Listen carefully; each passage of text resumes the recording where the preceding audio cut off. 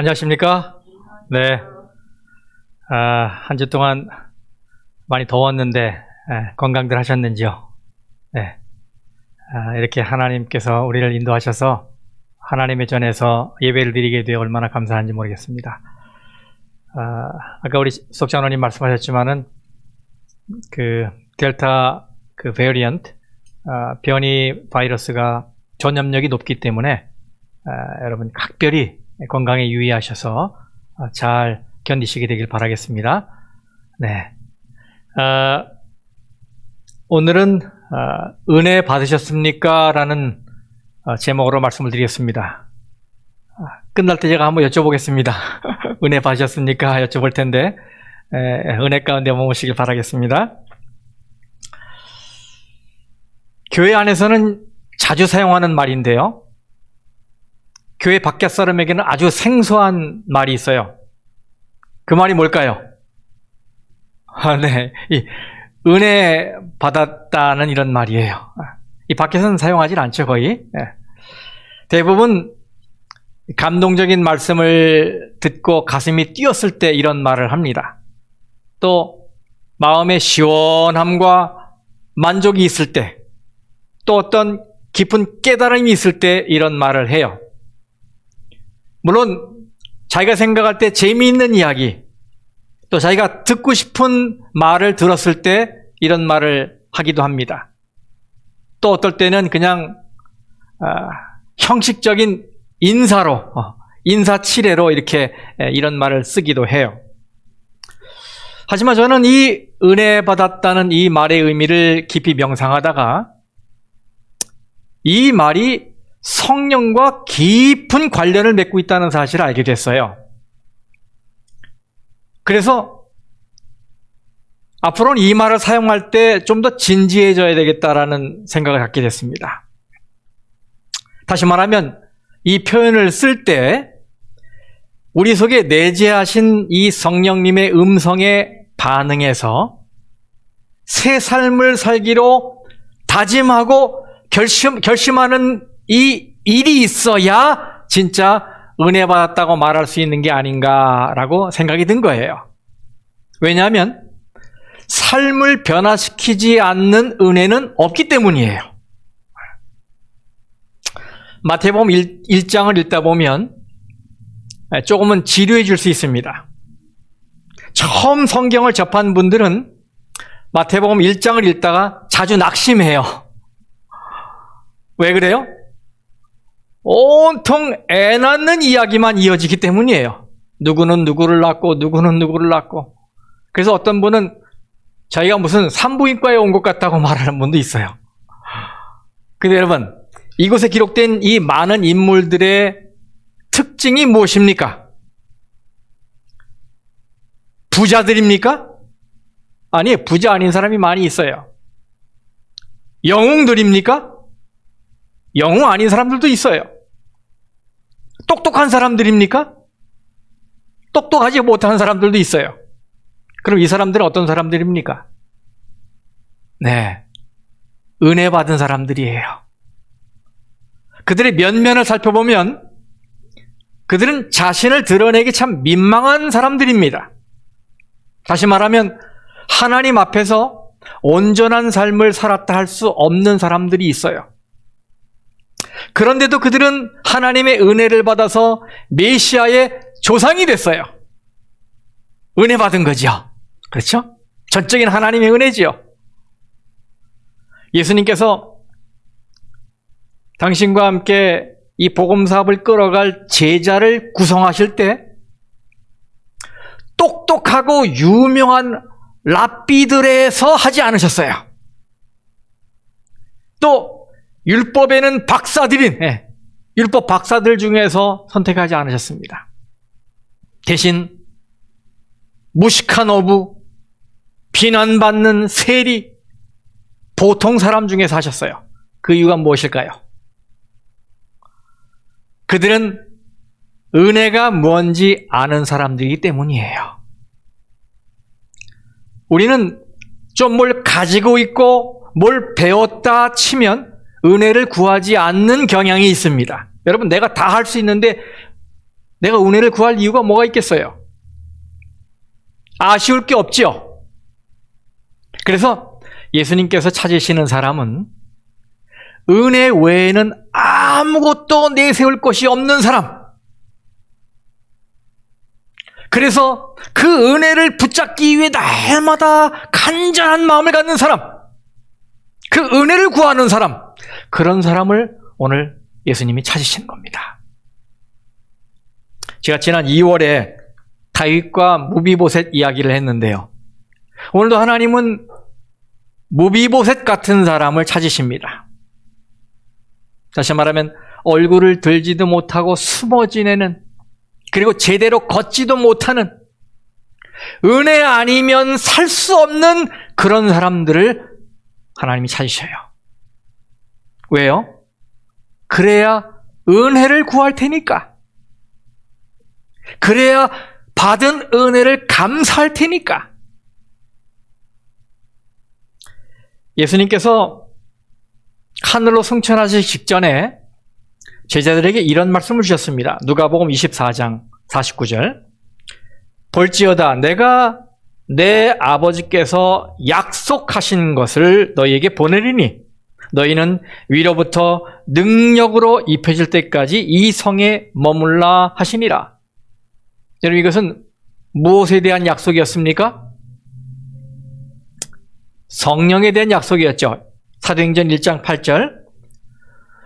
오직 성령이 너희에게 임하시면 너희가 권능을 받고, 여러분 여기 능력이라는 말, 또 권능이라는 말은 헬라어로 두나미스를 번역한 것인데 바로 이 말에서 영어에 다이너마이트가 나왔죠. 다이너마이트. 산도 무너뜨리고 바위도 깨뜨리는 강력한 힘이 성령이 임할 때 주어진다는 말씀이잖아요. 그래서 마가의 다락방에 모인 120명의 신도들은 한 마음으로 예수님이 약속하신 그 성령을 받기 위해 성령이 임하시도록 간절히 매달렸습니다. 만일 힘을 얻는 방법으로 그들에게 다른 연줄이 있었다면 그들은 그렇게 기도하지 않았을 겁니다. 그러나 그들에게는 하나님을 붙드는 것 외에는 아무것도 할 수가 없었어요. 그래서 오로지 기도에 힘쓴 것입니다. 여러분, 그들이 기도에 힘쓴 결과가 어떻게 됐습니까? 자, 사도행전 2장 1절에서 4절까지 말씀 읽겠습니다. 오순절 날이 이미 이름에 그들이 다 같이 한 곳에 모였더니 호련히 하늘로부터 급하고 강한 바람 같은 소리가 있어 그들이 앉은 온 집에 가득하며 마치 불의 혀처럼 갈라지는 것들이 그들에게 보여 각 사람 위에 하나씩 임하여 있더니 그들이 다 성령의 충만함을 받고 성령이 말하게 하심을 따라 다른 언어들로 말하기를 시작하니라. 그날 그들에게 뭐가 임했습니까? 성령이 임했어요. 그런데 여기 급하고 강한 바람 같다고 말을 했어요. 이 말씀을 제가 이 NIV 영어 성경으로 보니까 violent wind 이렇게 번역되어 있어요. 폭력적인 바람, 난폭한 바람, 강렬한 바람, 격한 바람, 이런 말이잖아요. 정말 표현이 잘 된 것 같아요.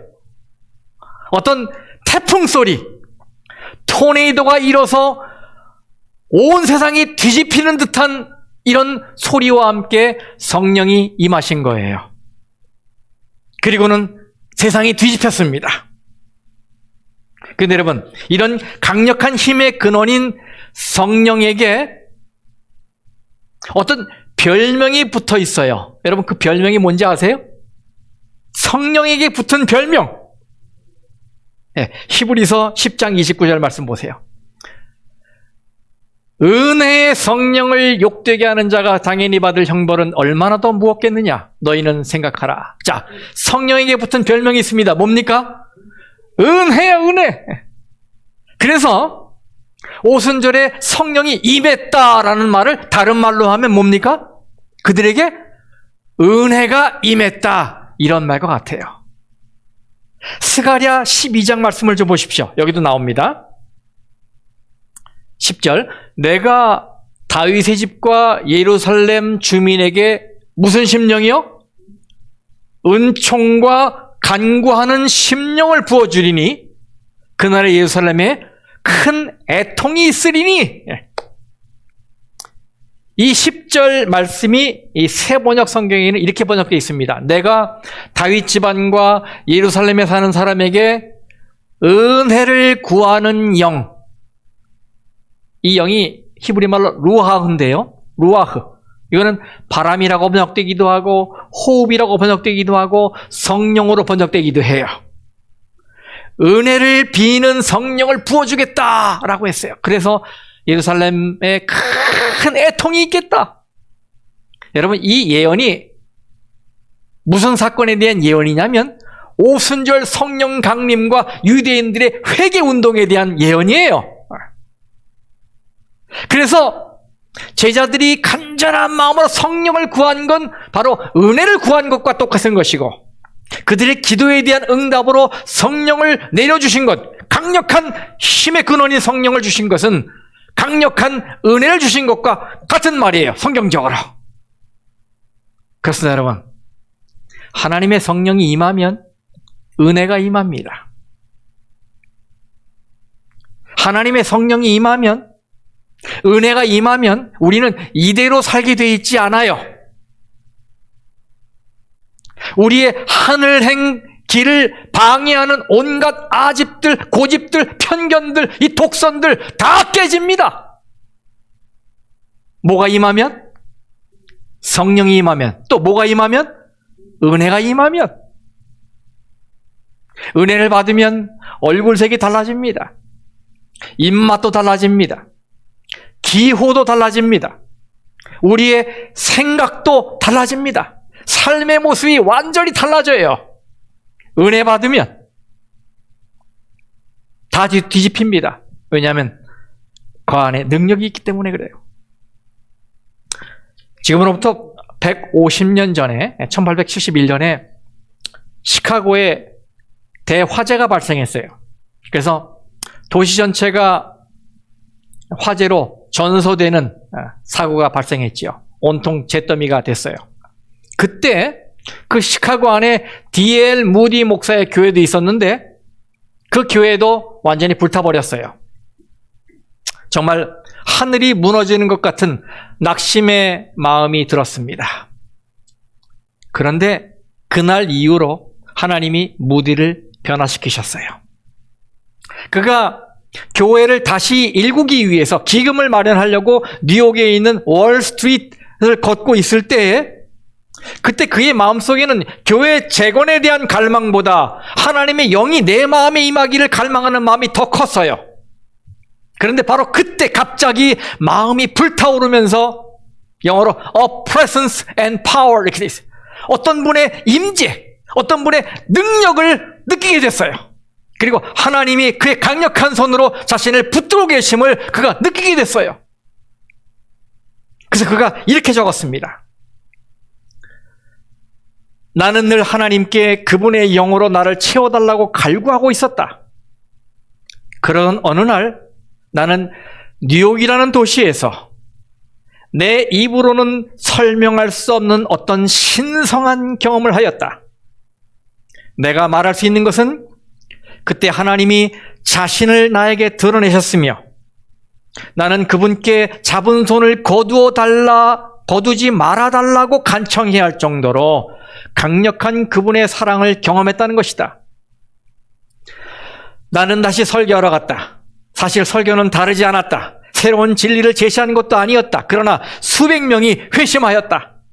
나는 이제 그 복된 경험 이전의 상태로 돌아가지 않을 것이다. 당신이 나에게 온 세상을 준다 해도 그것은 저울 위에 놓인 작은 티끌 같을 것이기 때문이다. 여러분, 사실 그 전에도 무디는 부흥사였어요. 그런데 같은 성경 본문으로 같은 톤으로 말씀을 전했는데도 불구하고 하나님의 성령을 체험한 이후에 그는 더 많은 사람들에게 이 성령의 violent wind, 강력한, 강렬한 혹은 폭력적인 이 바람을 일으키는 사람이 된 거예요. 어디 그 경험이 그만의 경험일까요? 오늘 우리에게도 그 경험이 있게 될 거예요. 여러분, 보통 우리가 이 설명할 수 없는 일들을 만날 때 좀 당황스럽지요. 무디는 자기가 표현에 설명할 수 없는 신성한 경험을 경험했다고 그랬어요. 우리가 보통 어떤 것을 설명하려면 인과 관계로 설명합니다. 원인과 결과 이렇게 설명해. 인풋이 있으면 아웃풋이 있다 이렇게 설명을 해요. 그래서 어떤 아웃풋이 있게 되면 반드시 인풋이 있기 마련이에요. 그런데 인풋과 아웃풋을 비교했는데 도무지 설명이 안 되는 어떤 경험을 하는 경우도 있어요. 그럴 때 우리가 뭐라고 말합니까? 하나님의 은혜였어. 하나님의 은혜였어. 사도 바울이 그 경험을 했습니다. 고린도전서 15장입니다. 10절. 그러나 내가 나 된 것은 뭐로 된 것이니? 하나님의 은혜로 된 것이니. 여러분, 왜 그가 이렇게 표현했을까요? 그 이유는 설명이 안 되기 때문에. 설명이 안 되는 거예요. 인풋이 있어야 아웃풋이 있는데 자기는 아무런 자격이 없는데 뭐가 돼 있어요? 사도가 돼 있는 거예요. 설명이 안 돼, 이것은. 그러니까 이게 뭐라고요? 하나님의 은혜라고. 하나님의 은혜. 저는 여러분의 삶에 이런 하나님의 은혜가 임하기를 간절히 바랍니다. 여러분의 삶에 도저히 설명이 안 되는 놀라운 축복들이 가득 임하기를 진심으로 기원합니다. 이렇게 성령이 임하면, 다른 말로 은혜가 임하면 내 속에 변화가 시작되는 거예요. 사도 요한은 은혜가 임하면 우리에게 어떤 일이 일어나는지, 다른 말로 성령이 임하면 그 성령이 우리 속에 들어와서 어떤 일을 행하시는지를 이렇게 이야기하고 있어요. 요한복음 16장 8절입니다. 그가 와서 죄에 대하여, 의에 대하여, 심판에 대하여 세상을 뭐 하시리라? 책망하시리라. 여러분, 그가 누굽니까? 그가. 성령이에요. 성령이 우리에게 와서 하시는 일이 뭐라고요? 책망하는 일이란 말입니다. 여기 이 책망한다는 말은 헬라어로 엘렌코를 번역한 말인데 이 말의 뜻은 설득한다 혹은 드러내어 깨우친다, 이런 의미를 가지고 있어요. 하나님의 성령께서 우리 속에 들어오셔서 하시는 일은 드러내서 깨우치는 것입니다. 저는 설교 중에 깨우치는 설교가 가장 좋은 설교라고 생각해요. 여러분, 생각해 보십시오. 설교를 듣는 회중 가운데는 세상적인 학위로 보나, 재물의 소유로 보나, 그리고 인생 경험으로 보나, 여기 서 있는 설교자보다 월등한 분들이 있습니다. 그런데도 이 자리에 와서 목사의 설교를 듣는 이유는 하나님께서 목사라고 하는 메신저, 이 통로를 통해서 자신의 인생에, 자신의 삶에 깨우침을 주고 있다고 믿기 때문이 아니겠습니까? 그렇게 겸손한 마음으로 하나님 말씀을 듣게 되면 은혜가 임해요. 다시 말하면 하나님의 성령이 임합니다. 그러면 마치 하나님이 1대1로 나에게 말씀하시는 것 같이 말씀이 가슴에 박혀요. 그럴 때 이렇게 생각하는 분들이 있게 돼요. 어떻게 목사가 내 사정을 알지? 이건 나를 향한 설교인데? 또 어떤 분은 속에서 열불이 나서 이렇게 생각하는 분이 있을지 모르겠어요. 누가 내 얘기를 목사에게 했어? 하긴 누가 합니까? 그건 다 하나님이 깨우쳐 주시는 거예요. 하나님이. 그래서 우리는 설교를 듣는 중에도 성령의 임재를 간구해야 돼요. 다른 말로 말하면 은혜를 간구해야 돼요. 요즘 대부분의 교회는 누군가가 교인이 되겠다고 교회에 이렇게 등록서만 제출해도, 혹은 교회 다니겠다는 말만 해도 쉽게 교인으로 받아줍니다. 근데 옛날엔 그러지 않았어요. 성경의 초대교회라고 얘기해 봅시다. 그때는 교인이 되겠다는 사람이 있으면 이 사람이 정말 회심했나? 이 회심 여부를 철저하게 점검했습니다. 회심이 뭐예요? 회심이 회개와 믿음으로 하나님을 향해 내 마음과 인생을 돌이키는 걸 말하는 거예요. 회심은. 초대교회 때는 그런 회심의 사건이 있느냐 없느냐가 바로 교인이 되는 조건이었어요. 그런데 오늘날에는 회심의 경험이 없어도 누구나 쉽게 교인이 될 수 있습니다. 교인이 되는 중요한 기준인 회심했는가에 대한 점검이 생략된 거예요. 그것은 결과적으로 교회의 순수성과 경건성을 크게 훼손시켰어요. 그리고 교회 안에 회심하지 않은 이름뿐인 이 명목상의 교인들을 양산했어요. 교회가 약해진 원인이에요. 교회가 왜 이렇게 변했을까요? 여러 원인이 있겠지만 아마도 이 교회가 가지고 있는 성장제일주의 때문일 거예요. 이 교회가 교인 수를 늘리기 위해서 혈안이 되어 있는 거예요. 또 다른 이유는 이 회심의 역사는 성령의 역사인데 이거는 가시적이지 않기 때문에 쉽게 판단 내릴 수 없다는 이유로 회심을 점검하는 절차를 포기한 거예요. 그러나 성경은 여전히 변치 않는 말씀으로 우리에게 강조하십니다. 바로 고린도전서 12장 3절 말씀. 또 성령으로 아니하고는 누구든지 예수를 주시라 할 수 없느니라. 성령의 역할은 바로 회심을 통해 우리로 예수를 주인으로 고백하게 만듭니다. 성령이 아니면 이 일은 불가능해요. 그러므로 진정한 그리스도인이 되려면 우리는 반드시 성령을 구해야 하고 성령의 인도를 따라야 합니다. 그럼 여러분, 성령이 임하면 그 성령이 내 속에서 어떤 일을 하십니까? 자, 첫째로 우리의 죄를 깨우치십니다. 성령은 우리 속에서 죄를 드러내서 깨우치셔요. 근데 여기에 죄는 단순히 도덕적인 죄, 윤리적인 죄를 말하는 게 아니에요.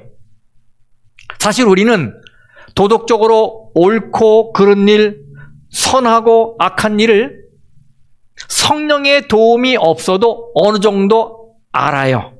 왜냐하면 우리 속에 뭐가 있기 때문에? 양심이 있기 때문이에요. 그런데 성령이 오셔서 깨우치는 죄는 아주 특별합니다. 무슨 죄일까요? 바로 9절 말씀입니다. 죄에 대하여라 함은, 자, 성령이 깨우치는 죄, 그게 뭐라고요? 그들이 나를 믿지 아니하며, 믿지 않는 죄입니다. 누구를요? 예수를 믿지 않는 죄, 불신. 이것은 성령의 역사 없이는 깨달을 수 없는 죄예요. 하나님이 인류를 사랑하셔서 독생자 예수를 우리에게 보내주시고 예수 그리스도는 우리의 죄를 짊어지고 십자가에서 돌아가셨어요. 바로 그 예수님이 우리의 마음에 오셔서 우리의 주인이 되시고 우리의 주님이 되시고 우리를 인도하시겠다는데 그 예수님을 믿지 않고 거부하는 것, 그것이 바로 죄라는 말입니다. 성령은 우리 속에서 예수님이 우리의 구주가 되시고 주인이 되신다고 계속 말씀하시는데 우리가 그것을 거부하는 것입니다. 받아들이지 않는 거예요. 이것이 여러분이 궁금해하시는 성령 회방죄인 겁니다. 그런데 여러분, 사도행전 2장에 보니까 오순절에 하나님의 성령이 임하고 나서 베드로가 백성들에게 말을 합니다. 너희가 십자가에 못 박은 예수를 하나님이 다시 살리셨다. 그 얘기를 듣고 백성들이 어떻게 반응했습니까? 사도행전 2장 37절. 그들이 이 말을 듣고 마음에 찔려 베드로와 다른 사도들에게 물어 이르되 형제들아 우리가 어찌할꼬 하거늘. 말씀을 듣고 마음이 칼에 찔리듯 찔렸어요. 그래서 뭐라고 합니까? 그러면 우리가 어떻게 하면 좋겠습니까? 여러분, 그들은 얼마 전에 예수를 십자가에 못 박으라고 소리쳤던 성난 군중들이었습니다. 그런데 그들이 어떻게 이렇게 바뀔 수가 있습니까? 바로 그 이유는 성령이 임한 거예요. 은혜가 임한 겁니다. 뒤집어진 거지요. 그렇습니다, 여러분. 은혜가 임하면 죄가 보입니다.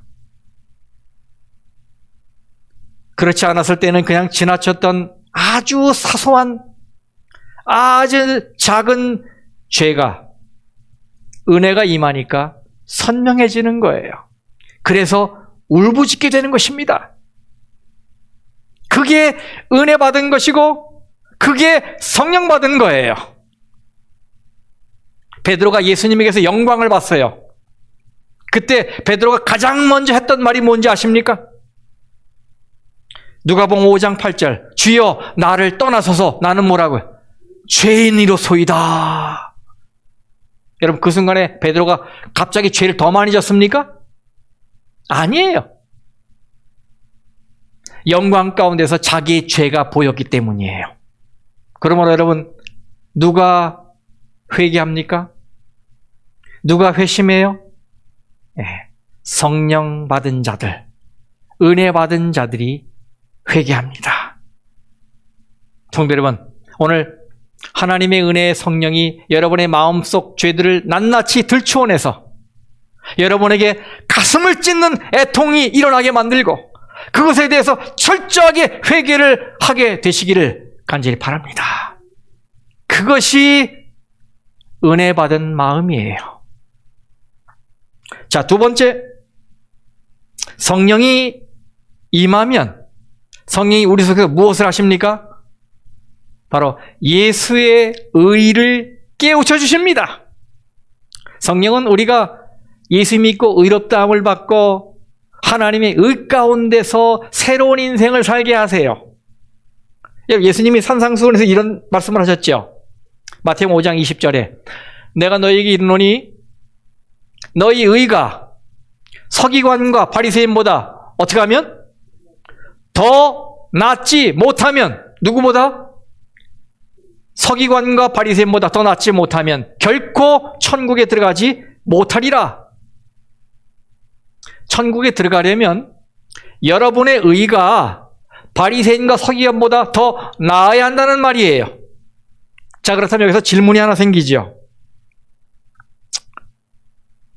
그러면 우리는 죄 지을 수밖에 없는 세상에 살고 있는데 우리의 의가 어느 만큼 돼야 천국에 갈 수 있을까? 여러분 생각해 보세요. 여러분 자신의 의가 몇 % 되면 천국에 갈 수 있겠습니까? 한 20% 정도 되면 되겠어요?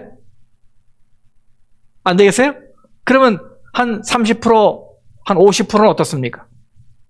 저랑 한번 타협해 보실까요? 황 장로님, 여기 한 60%, 70% 어떠세요? 의가. 그 정도면 괜찮을 것 같아요? 여러분, 이 문제에 대한 예수님의 대답이 무엇이었습니까? 자, 마태복음 5장 48절 같이 읽어보겠습니다. 시작. 그러므로 하늘에 계신 너희 아버지의 온전하신 것 같이 너희도 온전하라. 하하, 여러분 보세요. 천국에 들어가기 위해 우리에게 필요한 의의는 몇 %입니까? 100%입니다. 100%. 그래야 천국에 들어갈 수 있어요. 그러면 절망이 아니겠습니까? 이 가운데 어느 누가 100%의 의를 가지고 있습니까? 그러니 아무도 못 가지요.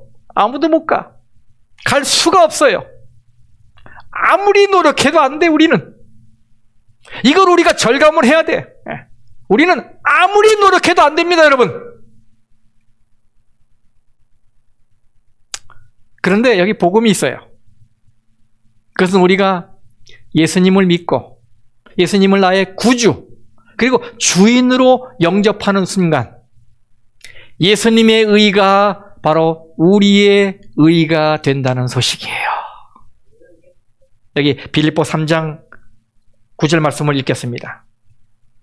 그 안에서 발견되려 함이니 내가 가진 의는 율법에서 난 것이 아니요 오직 그리스도를 믿음으로 말미암은 것이니 곧 믿음으로 하나님께로부터 난 의라. 아멘.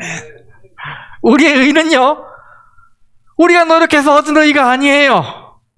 우리가 율법을 지킴으로, 우리가 선행을 행함으로, 봉사를 함으로, 교회 열심히 다님으로 얻은 의가 아닙니다. 이 의는 오로지 하나님이 주신 선물이에요. 그럼 여러분, 이 말씀이 무슨 뜻입니까? 요한복음 16장 10절에 의에 대하여라 함은 내가 아버지께로 가니 너희가 다시 나를 보지 못하며. 여러분, 예수님이 아버지께로 가는 게 의하고 무슨 상관이 있는 것입니까? 생각해 보세요. 예수님은 불의한 세상에서 불의한 재판을 받고 사형을 당하셨어요. 그런데 이게 예수님의 끝이 아니었다니까요. 예수님은 3일 만에 부활하시고 그리고 승천하셔서 아버지께로 가셨어요. 바로 하나님 아버지가 그분을 받아주셨어요. 여러분, 이것이 예수님이 의로우셨다는 강력한 증거가 아니겠습니까? 그렇죠. 세상은 그를 불의하다고 버렸지만 하나님은 예수를 의롭다 받아주셨어요. 그런데 바로 그 의로우신 예수님을 우리가 믿는 순간 예수님의 의가 우리에게 전가됩니다. 그래서 우리가 죄인임에도 불구하고, 이 죄가 없어지는 건 아닙니다. 죄인이에요, 여전히. 죄인임에도 불구하고 하나님 앞에서 의롭다함을 받게 되는 거예요. 이것이 뭐라고요? 이것이 칭의다. 영어로 justification. 믿음으로 의롭다함을 받는다. justification by faith. 그 얘기예요, 이것이. 죄가 없어지는 게 아니에요. 죄인이 사라지는 게 아니에요. 죄인인 건 분명한데 하나님이 보실 때 우리를 바라보지 않으시고 예수님을 보시기 때문에 그런 것입니다. 왜? 우리가 예수님을 믿고 있으니까, 예수님을 전적으로 의지하고 있으니까 이분만 바라보십시오라고 예수님을 밀쳐내고 있잖아요, 우리가 하나님께. 그러니까 하나님이 예수님만 보니까 어떻게 해요? 의롭다 칭해 주시는 거예요. 이게 칭의입니다. 만 가지 일을 해도 얻을 수 없는 의를 예수를 믿음으로 얻게 되는 거예요. 이 얼마나 놀라운 축복입니까, 여러분? 생각해 보세요. 로마서 3장 24절 말씀입니다. 그리스도 예수 안에 있는 속량으로 말미암아 하나님의 은혜로 값 없이 의롭다 하심을 얻은 자 되었느니라. 의를 값 없이, 대가 없이 받았어요. 여러분, 이게 은혜 아닙니까? 그렇죠? 네, 은혜예요. 이렇게 예수님이 나의 의가 되신다는 사실을 드러내 깨우쳐 주시는 분이 누구다? 성령이시다. 그러니 은혜를 받게 되면, 다른 말로 성령을 받게 되면 예수님의 의가 나를 살렸다는 사실에 감격하게 되고 감사하게 되고 결심하게 되는 거예요. 이런 것을 은혜 받았다라고 말하는 것입니다. 자, 세 번째. 성령이 임하면 성령이 우리 속에서 무엇을 하십니까? 마귀의 심판을 깨우치십니다. 이게 무슨 말인가 하면 마귀가 이미 심판을 받았다라는 사실을 깨우쳐 주신다는 말이에요. 그렇습니다. 예수님이 무덤에서 부활하셨을 때 마귀는 패배자가 되었습니다. 그러니 그를 두려워할 이유가 무엇이 있겠습니까? 마귀의 정죄를 겁내할 이유가 무엇이 있겠습니까? 요한복음 16장 11절 말씀이세요. 읽어보세요. 심판에 대하여라 함은 이 세상 임금이, 누구를 가리키는 거죠? 이 세상 임금이? 예, 사탄 마귀지요. 이 세상 임금이 심판을 받았습니다. 여러분, 예수님이 십자가에서 돌아가실 때 마귀가 그걸 보고 이제 뭐다? 이겼다! 자기가 승리한 줄 알았어요. 그런데 그분이 3일 만에 부활하셨네요. 요건 마귀가 몰랐어요. 그래서 결국은 마귀는 예수님에게 약간의 상처를 입힌 것이 되었지만 자신은 완전히 괴멸했습니다.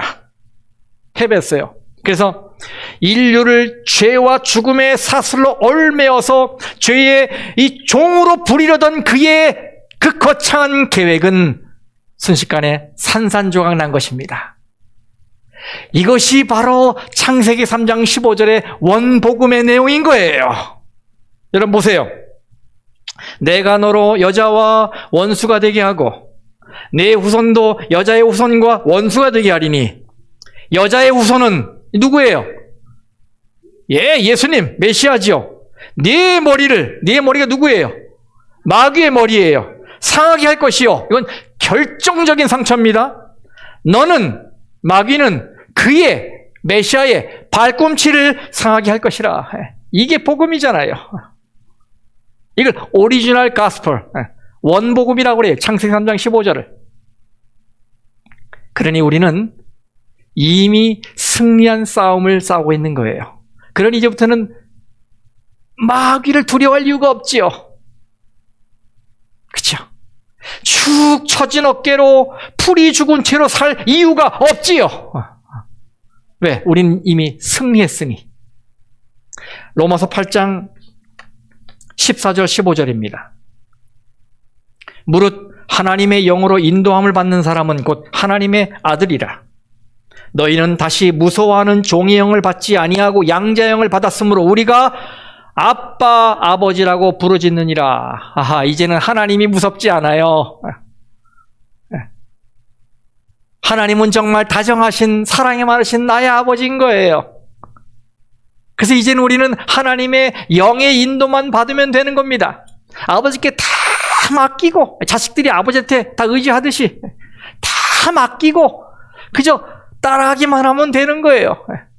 바로 이것이 성령을 받은 자, 은혜 받은 자의 삶인 것입니다. 여러분, 회심의 증거가 무엇입니까? 이제는 내 마음대로 살지 않고 성령의 인도를 따라 살겠다고 결심한 자, 그가 성령 받은 자, 은혜 받은 자예요. 그러므로 여기서 중요한 질문이 있지요. 여러분은 은혜 받으셨습니까? 성도 여러분, 은혜가 임하면 죄를 죄로 보고 회개하게 됩니다. 은혜가 임하면 우리에게 주어진 주님의 의에 대해 감격하고 감사하게 됩니다. 은혜를 받으면, 은혜가 임하면 마귀의 정체를 두려워하지 않고 하나님만 따라가는 하나님의 자녀의 삶을 살게 됩니다. 이런 회개와 감사와 헌신이 은혜 받은 자의 삶인 것입니다. 그래서 다시 묻습니다. 여러분은 은혜 받으셨습니까? 여러분은 성령 받으셨습니까? 말씀 마치겠습니다.